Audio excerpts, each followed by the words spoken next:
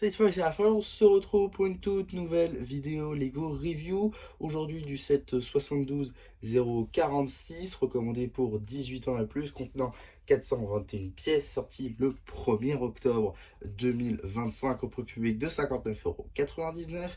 On va bien évidemment parler du set de la Game Boy, en commençant tout d'abord par la présence de ce petit démon break de couleur orange, même si en vrai tout le monde s'en fiche. Et donc on va pouvoir passer à la suite, qui est donc juste ici la construction en elle-même, c'est-à-dire la console, la Game Boy.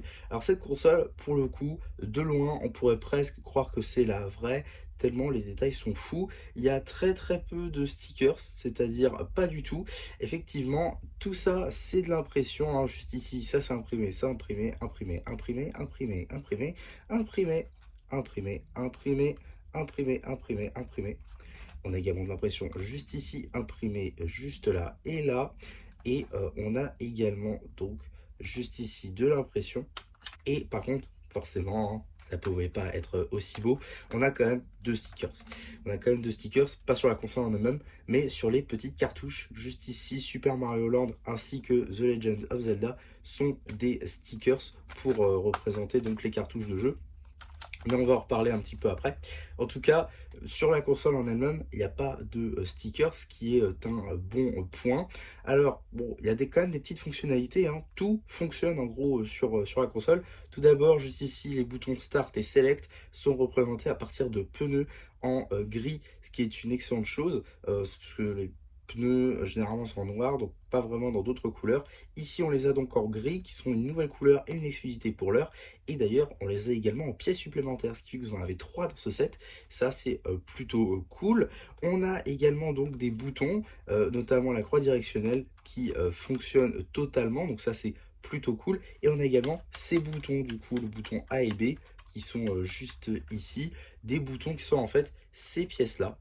Si j'arrive à vous les retirer, ce sont ces pièces-là qui étaient apparues notamment dans la CMF Lego Harry Potter sur l'un des personnages. Donc ce n'est pas une nouvelle pièce à proprement parler, c'est tout simplement un recolor ici en rose pour coller avec l'esthétique de la Game Boy. Et je trouve que ça marche plutôt bien. La croix directionnelle aussi.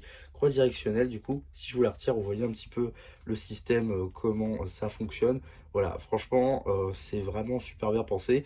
De même, hein, si je vous retire des pièces un petit peu ci et là, vous allez vous dire comment est-ce que ça peut fonctionner. Voilà, par exemple, juste ici, je retirerai ce morceau-là et vous voyez un petit peu le système à l'intérieur. C'est vraiment très poussé concernant la construction de cette Game Boy.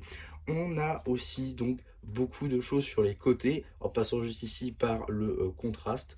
Donc voilà, on a ici le bouton on-off, représenté donc par une pinoche technique avec une brique, avec un trou technique pour pouvoir actionner soit le on, soit le off. Ça c'est plutôt ingénieux. On a également la prise pour les écouteurs juste ici.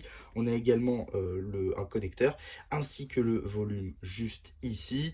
Là, on a la prise jack, tout simplement. Donc oui, à l'arrière, on a beaucoup de pièces de grille, plutôt sympa. Une pièce ici toute tampographiée pour d'autres petits détails. Et à l'arrière, vous avez donc une petite cartouche, ici Super Mario Land, que je vais tout de suite vous retirer. Donc voilà, Super Mario Land avec Nintendo Game Boy, donc ça c'est vraiment la carte du jeu, fonctionne plutôt pas mal. Et donc on a ces petites pinoches pour pouvoir la brancher tout simplement dans la console, sans que ça tombe ou quoi, hein, donc c'est plutôt bien pensé. Et on peut effectivement la changer avec une seconde qui est donc juste ici. Voilà, elle est juste ici. Cette fois-ci, c'est Legend of Zelda qu'on peut également placer à l'intérieur. Donc voilà, ça marche également. Donc on a deux jeux du coup avec la console. Ça, c'est plutôt sympa. Donc on va retirer cette petite tile et on va également retirer la petite barre latérale pour venir retirer l'écran de notre console.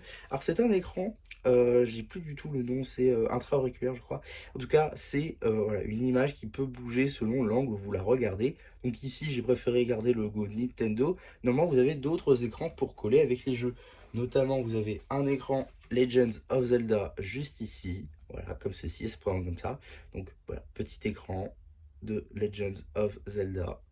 J'essaie de vous montrer un petit peu toutes les images, mais c'est un peu compliqué par moment. En tout cas, on va pouvoir le mettre dans la console. comme ceci. On le bloque, on met Legends of Zelda, on remet notre tile, et voilà, on a donc notre écran, comme ceci, qui fonctionne plutôt pas mal.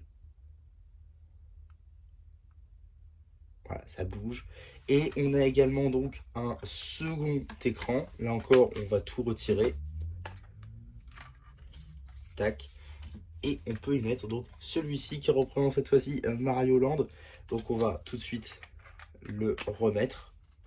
On le bloque, on met Mario Land, on remet la tile. Et voilà, on a Mario Land du coup qui se joue sur notre Game Boy. Et je dois dire que ça rend plutôt pas mal. Là encore, on peut l'actionner ici. On notera donc tous les autres pièces topographiées avec voilà, ici les petits, la batterie.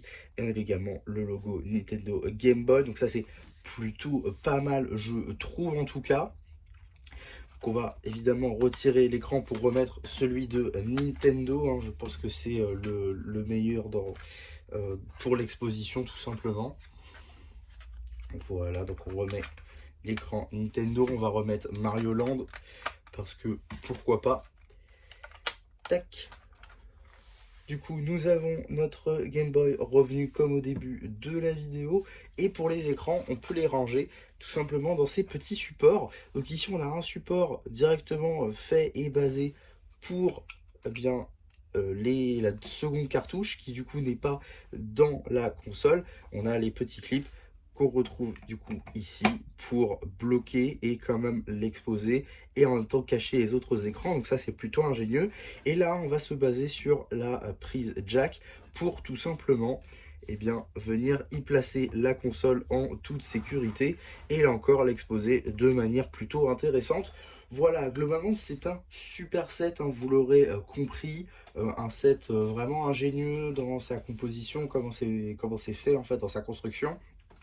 Également dans les fonctionnalités que ça propose, là encore c'est une console qui fonctionne en réalité, même si vous ne pouvez pas jouer avec. Enfin, ça c'est vite dit, hein, parce qu'effectivement, j'en ai pas parlé, mais il y a certains fans qui ont réussi à faire des kits pour faire fonctionner la console, c'est-à-dire pouvoir mettre à l'intérieur de la console un système électronique pour faire fonctionner la console et avoir donc, au lieu d'avoir une console en plastique, avoir une console en plastique, mais surtout en Lego et qui fonctionne. Donc, effectivement, j'en ai pas parlé ici. Peut-être si un jour je m'y intéresse, acheter le kit et du coup le faire moi-même et vous faire une vidéo. Ça peut être plutôt intéressant, à voir si je le ferai ou non. En tout cas, sachez que ça existe. Du coup, on peut mettre, techniquement, on peut faire fonctionner des jeux dans la Game Boy en Lego. Donc ça, c'est plutôt intéressant. Mais si on reste sur le produit que Lego nous a fourni, eh bien, on a quand même des fonctionnalités plutôt intéressantes, des jouabilités plutôt intéressantes et un potentiel d'exposition très intéressant également, qui ira très bien si vous les avez avec les autres consoles que Lego a déjà représentées, que ce soit la NES, que ce soit l'Atari, que ce soit toutes les autres consoles que Lego a représentées. Voilà, globalement, c'est une construction plutôt intéressante, pas hors de prix non plus, hein, on est en dessous de 100 € et de loin, donc c'est plutôt intéressant, et je pense qu'on peut parler quasiment d'un must-have avec ce set. En tout cas, voilà pour ma review sur ce set. J'espère en tout cas que ça vous aura plu. N'hésitez pas à me le dire en commentaire. N'hésitez pas non plus à liker la vidéo, à vous abonner, à partager. Et moi, c'était MC qui vous dit bye bye.